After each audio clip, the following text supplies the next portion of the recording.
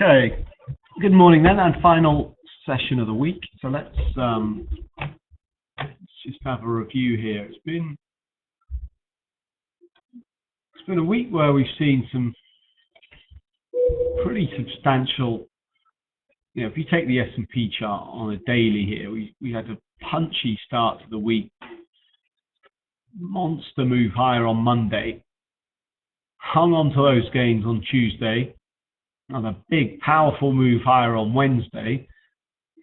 We hung on to those gains yesterday, and how are we going to finish off this week? Is this pattern going to continue with another step higher?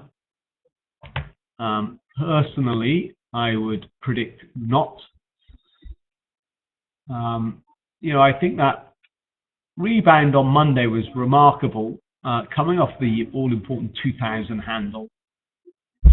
I don't know how much of that move was related to the Paris attacks. What was it? A show of defiance, or was it more of a, what might those attacks do in terms of hindering the economy in Europe, and therefore what's the ECB going to do to take into account this extra negative? I.e., are we going to get more of a Christmas package delivery from the ECB in a couple of weeks' time? Are we going to see the ECB deliver more than what markets were anticipating? Wednesday's move higher seemed to come off the Fed. Most of the jump higher was off the Fed's minutes, which, again, I don't think the minutes told us that the Fed are not hiking. I think the minutes told us exactly what we already knew, and that is that they're most likely going to hike. So, again, I'm not that sure why equities were so positive. I think technical maybe as much as anything, but my point being that, we kind of lost a bit of momentum yesterday. We go to like a 1 hour chart here. Then, yesterday morning we drifted higher. We topped out in the end at around 11 o'clock, and then it was very much a negative theme into the European close. After the European close, we tried to bounce a bit, but it was all in a tight range. And actually, the statistic from yesterday's session, or yesterday's US session, once the US markets opened, and so if you like, the cash S&P had its fourth tightest daily range of the whole year. That kind of puts it in perspective. Here we are right at the end of the year, and that puts it number 4 of the least action. So consolidation news flow yesterday was limited. There was data, but we had jobless claims. We had Philly Fed released weirdly early at 1:30, but so things the are numbers were close enough quiet to expectation to not really have much of an impact. So, we traded sideways. Overnight, we've had a pop higher, perhaps again, or I should say really at the European Open, pop higher up above the pivot level, but we're back down to square one. So if you look at the chart on the right here, this is the DAX, and we're just right on the kind of lower bound of the day's range as I speak. And this was key support yesterday, and this was the high point on the 6th of November that we popped up through right at the get-go yesterday. That's a really key technical level. It defined yesterday's session. Strong drive up through it, key breakout of that, what was resistance, and then it became really strong support right the way through the US session. I think this looks a bit vulnerable today. You've got Eurostoxx already down below yesterday's low. So I'm a little bit, I have a negative bias for equities today. Why? Because A, I don't think the gains this week are particularly justified. B, we've just had Draghi speak, and this actually is the main event of the day. And whilst, I'm just kind of listening to Bloomberg TV, whilst they're trying to make it into a big story, they're trying to sensationalize it, but actually he didn't really say much. The reason this speech has garnered so much media attention is because it was this speech last year And so, well, hang on, let me just, so he's speaking at the beginning of the Euro Finance Week, or I should say the end, I guess. But anyway, this is the speech last year where he really ramped up his dovishness, and essentially, it was this day last year we properly began to price in quantitative easing because of his speech.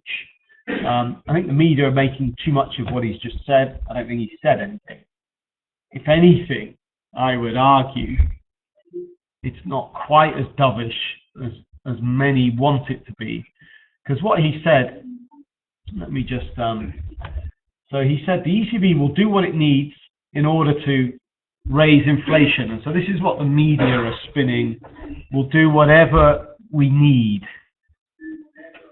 Draghi had a very famous speech back in 2013 where he said, we'll do whatever it takes.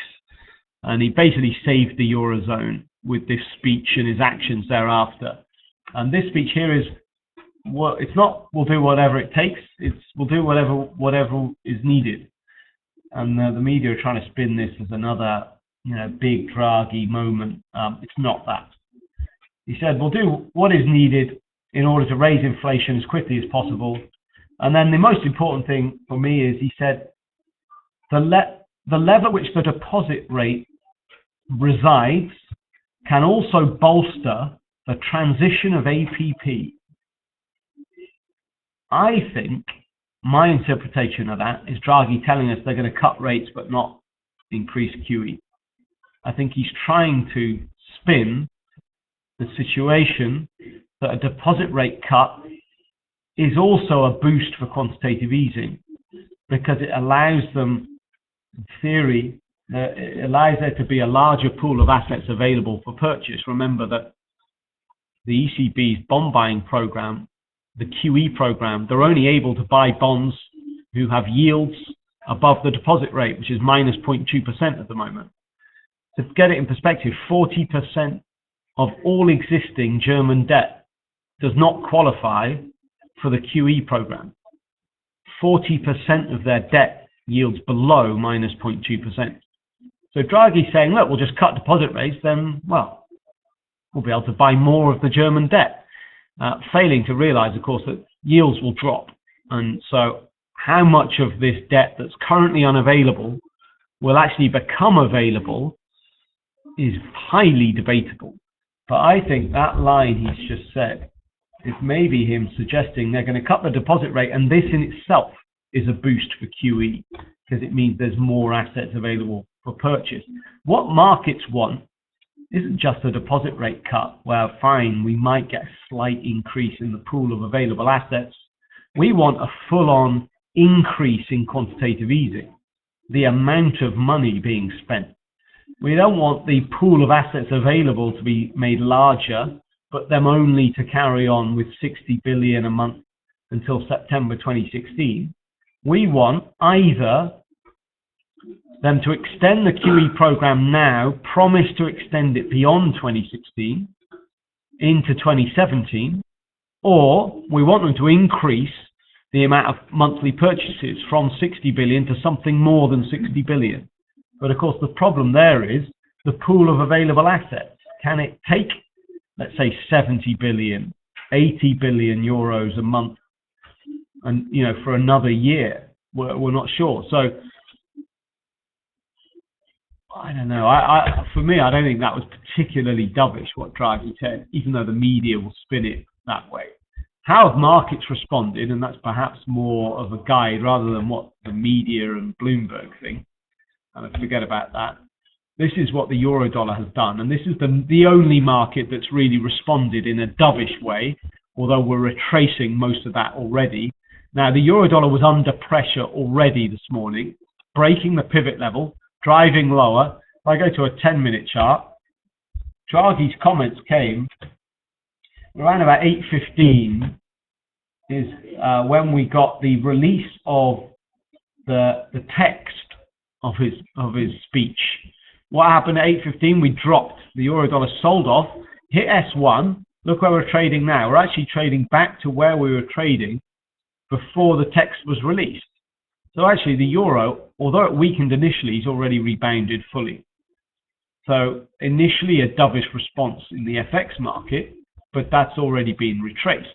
Was there a dovish response anywhere else? Well, you, in theory, should have got should have got stocks higher off that news if the media's interpretation is right and it was dovish and, you know, he's stepping up and they're going to do more. Well, no. Stocks actually, DAX went down to test the low. I didn't break the low yet, but Euro stocks broke yesterday's low. So equities have not responded positively to Draghi's comments. What about bonds? Well, let's check out the Bund here on like a 15-minute chart. We saw the Bund briefly get up to test yesterday's high. We went above yesterday's high by 4 ticks. Where are we trading now? Below where about where we were trading when the text was released. So again, no reaction on bonds, no real reaction on FX, and no reaction in stocks. So this was the most important, potentially the most important event of the day. And I don't think Draghi's really boosted our confidence at all in the expectation the ECB are going to do more. I'm suspicious now. I think the ECB are going to disappoint. I think he just said that they want to cut deposit rates, but maybe they're not happy to go ahead with a full-on QE extension. Mind you, this will be good news. The only thing of thinking about it and thinking about the monetary policy divergence between Europe and the US, if the ECB do less than is expected, you're almost guaranteed the Fed will definitely hike. I think there is a problem if the divergence of these two central banks is too aggressive. If they diverge too aggressively in December, if the ECB cut deposit rates and increase QE, can the Fed then hike at the same time? And I think there's a problem with that. So if the ECB don't extend QE, this does leave the door open for the Fed to hike. And we get divergence because one's cutting and one's hiking, but the divergence isn't ultra aggressive. You know, if you get aggressive divergence, you're going to get euro dollar down to parity. And that's a problem for corporate America, who've just delivered a second quarter in a row of declining profits. By the way, another story overnight just on corporate America and problems ahead, just on the kind of tax side. We got the Treasury Department who've issued new rules, and this is rules set to discourage US corporate inversions. The rules will restrain US companies from putting their addresses in foreign countries with the aim of benefiting through lower tax bills. So again, this is a big story, potentially a big story, and could have a massive impact on some of these mega M&A deals. Will Pfizer buy Allergan now? What about some of these other big US deals where the US giant is looking to basically offshore their tax exposure? So it could be another big hit for corporate America if you get a big increase in the dollar's value on already declining profits. That's a powerful cocktail of negatives. But anyway, look, let's just look at today's calendar, because today, I don't know, we're at the end of the week here. We're kind of mid-month, and this is really the barren period of the month when it comes to data flow. We tend to get a hell of a lot of data at the start of each month, all the important stuff like payrolls, like manufacturing and services, PMIs, for example. The middle of the month tends to be fairly empty. Then we get at the end of the month another pickup in data. So it's been a disappointing week for economic data, just in terms of the amount of it. And today's probably the worst of the lot, because we got no US data, really of any note whatsoever. We've got no European data of any note. We've got public sector net borrowing from the UK in 9 minutes, but this is not something to get excited about. So look at the speakers list though at the bottom. We've already had Draghi, who is potentially the most important. For me, the next most important is Weidmann. He's speaking at the ECB conference, and this is at 10:15. He could not be more hawkish. So what's his view on what the ECB should or might do in December to increase stimulus to avoid or try and get this inflation trajectory pointing back upwards? What's his comments could be really interesting at 10:15. Into the afternoon, Bullard speaking and Dudley, but Dudley spoke. You know, we've heard a lot from the Fed guy, a hell of a lot from the Fed guys already this week.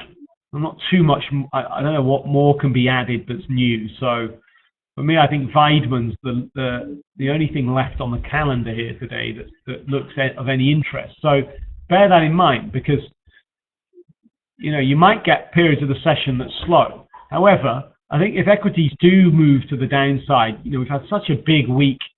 The S&P is trading at 2078.